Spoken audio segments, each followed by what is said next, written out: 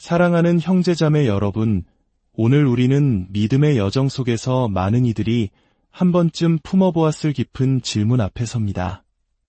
바로 하나님의 선택받은 백성에 관한 이야기입니다. 이 말씀을 듣기 전 잠시 시간을 내어 이 채널을 구독하고 좋아요를 눌러주시면 감사하겠습니다.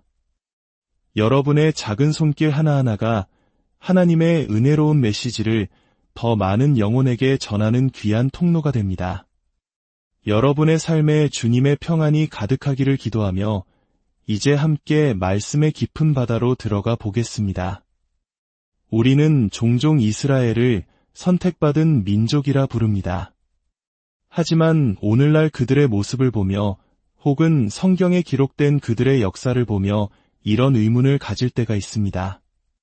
정말 저들이 선택받은 백성이 맞는가? 그들은 하나님을 사랑하는 것처럼 보이지 않는데. 그렇다면 교회는 어떻습니까?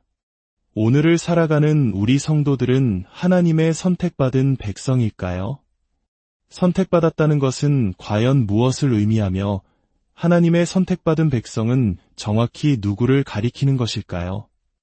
성경은 창세기부터 요한계시록에 이르기까지 하나님에 의해 선택받은 사람들에 대한 이야기로 가득합니다.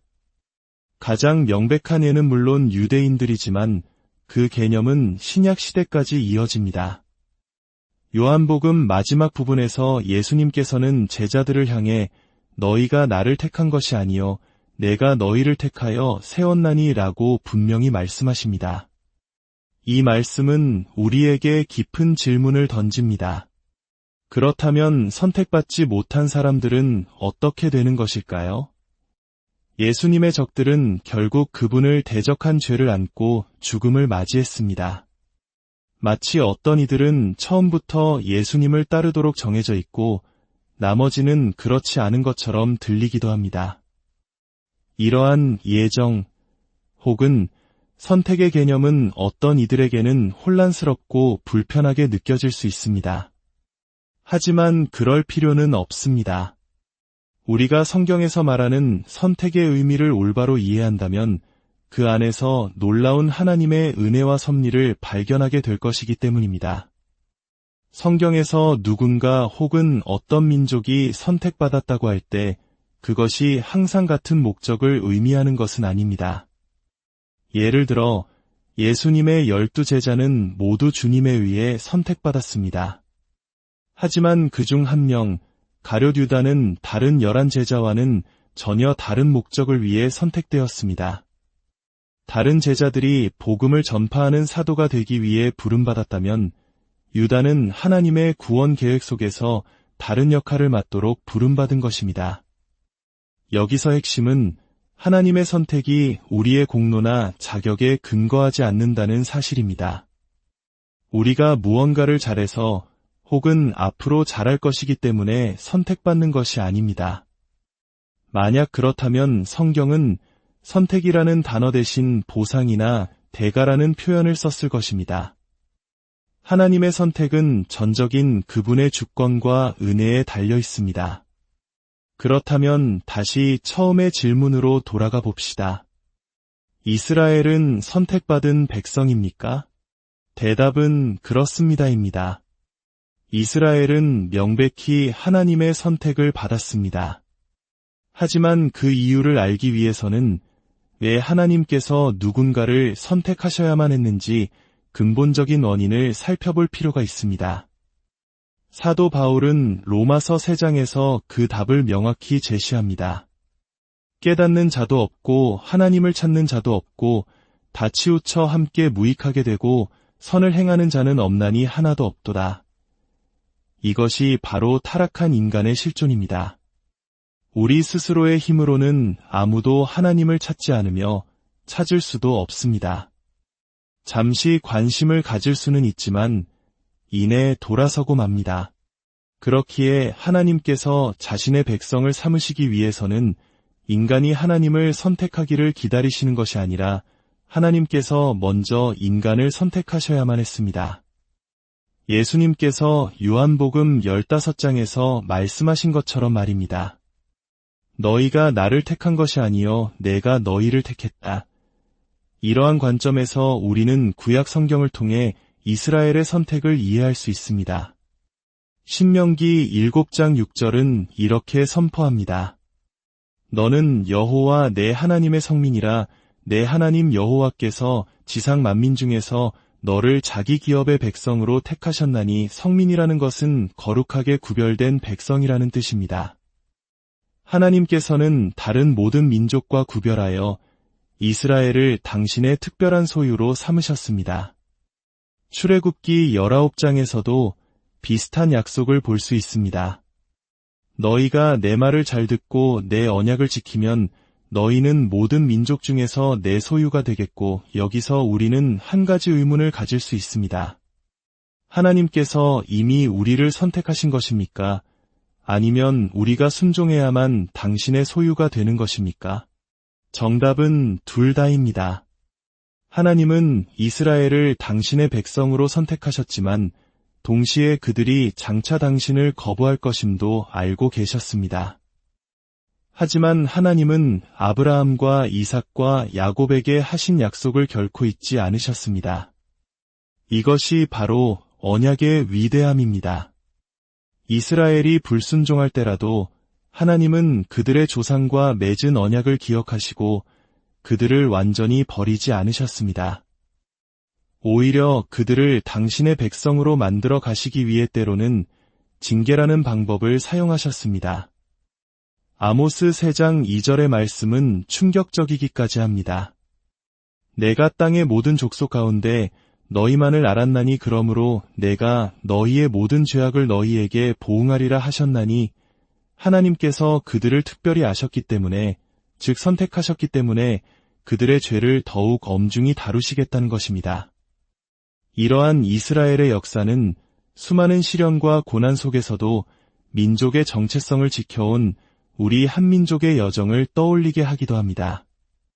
고난은 때로 끝없는 절망처럼 보이지만 하나님의 주권 안에서는 그것이 곧 연단과 회복의 과정이 될 수 있음을 우리는 기억해야 합니다. 시편 33편 12절은 노래합니다. 여호와를 자기 하나님으로 삼은 나라 곧 하나님의 기업으로 선택된 백성은 복이 있도다. 여기서 선택된 백성은 분명 이스라엘을 가리킵니다. 하지만 중요한 사실은 혈통적 이스라엘 모두가 자동적으로 그 선택의 축복을 누리는 것은 아니라는 점입니다. 오직 남은 자들만이 그 은혜를 받게 될 것입니다. 사도 바울 시대에도 마찬가지였습니다.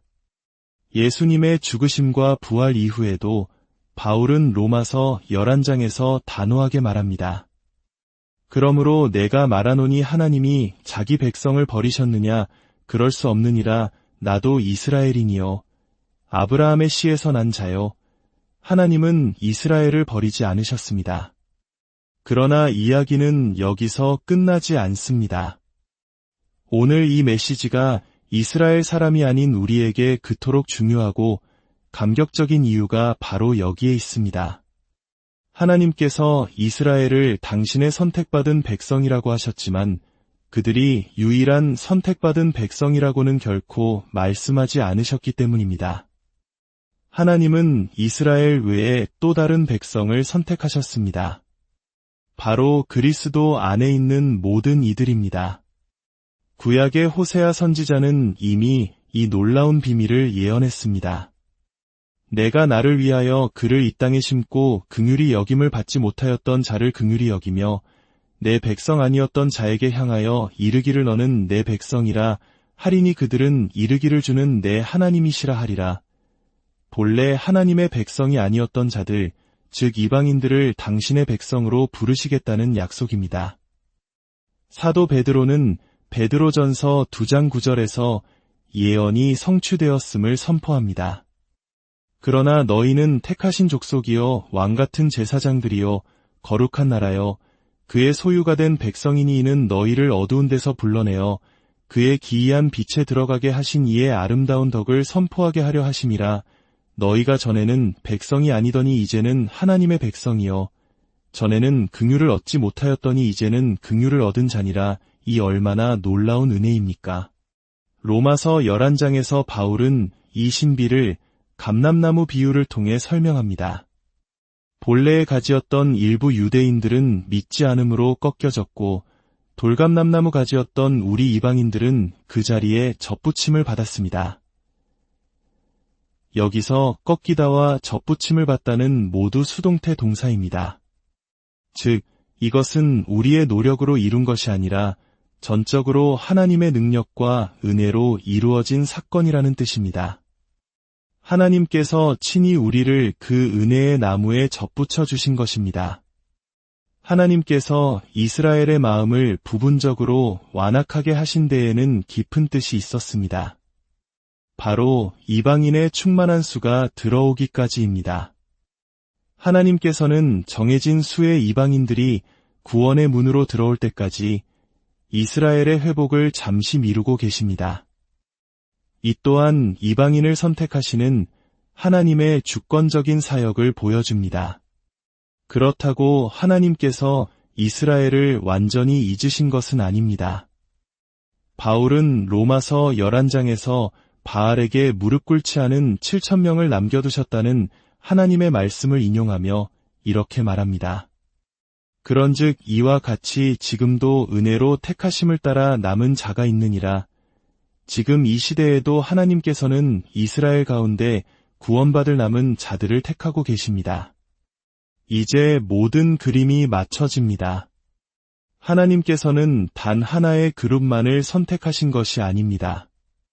그분은 이스라엘을 선택하셨고 또한 이방인들 가운데서도 무수한 백성을 선택하셨습니다. 이 모든 선택의 정점은 에베소서 1장 4절 말씀에 나타납니다. 곧 창세전에 그리스도 안에서 우리를 택하사 우리로 사랑 안에서 그 앞에 거룩하고 흠이 없게 하시려고 사랑하는 성도 여러분, 이 말씀을 마음에 새기십시오. 만약 당신이 지금 그리스도 안에 있다면 당신이 유대인이든 이방인이든 상관없이 당신은 이미 선택받은 사람입니다. 그리고 그 선택은 당신이 태어나기 훨씬 이전, 세상이 창조되기도 전에 그리스도 안에서 이루어졌습니다. 당신이 어떻게 그리스도인이 되었습니까? 성경은 하나님께서 당신을 선택하셨기 때문이라고 말합니다. 그러므로 더 이상 누가 선택받았는지에 대해 염려할 필요가 없습니다. 당신이 그리스도 안에 있다면 당신은 하나님의 사랑받는 자녀여 거룩한 백성이며 영원한 기업을 물려받을 상속자입니다. 이것이 바로 복음의 핵심이며 우리에게 주어진 가장 큰 위로이자 소망입니다. 오늘 이 말씀을 통해 우리를 향한 하나님의 놀랍고 영원한 선택의 은혜를 깊이 깨닫는 시간이 되셨기를 바랍니다. 여러분 각자의 삶 속에서 선택받은 자의 기쁨과 감사를 누리며 그 빛을 세상에 비추는 복된 인생이 되시기를 주님의 이름으로 축복합니다.